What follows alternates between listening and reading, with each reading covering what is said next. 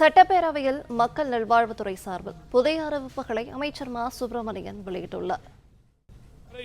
இன்றைக்கு புதிதாக மக்கள் தொகைக்கேற்ப கிராமங்கள் மற்றும் நகரங்களில் 642 புதிய துணை சுகாதார நிலையங்கள் அமைக்கப்படும் என்பதை மகிழ்ச்சியோடு தெரிவித்துக் கொள்கின்றேன். தமிழ்நாட்டில் முதல் முறையாக அரசு மருத்துவமனைகளில் இன்றைக்கு நாம் படுக்கை விரிப்புகளை பார்க்கிறோம். படுக்கை விரிப்புகளை பொறுத்தவரை கிழிந்த அழுக்கான நிலையில் பல்வேறு மருத்துவமனைகளுக்கு போகிற போது இருக்கிறது.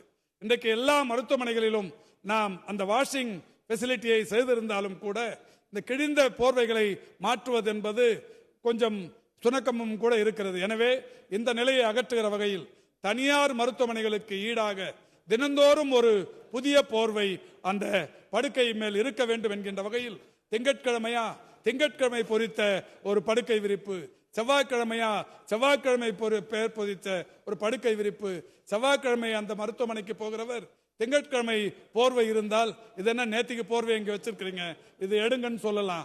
அந்த அளவுக்கு இன்றைக்கு தமிழ்நாட்டில் முதல் முறையாக அரசு மருத்துவமனைகளில் ஒவ்வொரு நாளும் ஒவ்வொரு வண்ணங்களுடன் கிழமைகள் பொறித்த வண்ண படுக்கை விரிப்புகள் வழங்கப்படும் என்பதை மகிழ்ச்சியோடு தெரிவித்துக் கொள்கின்றேன்.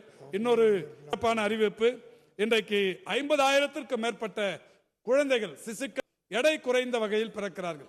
இந்த எடை குறைந்த வகையில் பிறக்கிற 50,000க்கும் மேற்பட்ட குழந்தைகளுக்கு ஊட்டச்சத்து மற்றும் நோய் எதிர்ப்பு சக்தியை வலுப்படுத்துகிற வகையில் இரும்பு சத்து சொட்டு மருந்து, விட்டமின் D3, மல்டி விட்டமின் சொட்டு மருந்துகள் அடங்கிய தொகுப்பு 8,07,00,000 மதிப்பீட்டில் வழங்கப்படவிருக்கிறது என்கின்ற மகிழ்ச்சியான செய்தியை தெரிவித்துக் கொள்கிறோம்.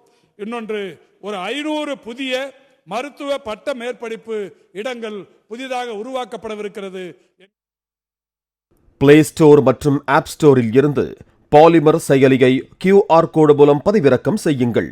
செய்திகளை உடனுக்குடன் பெறுங்கள்.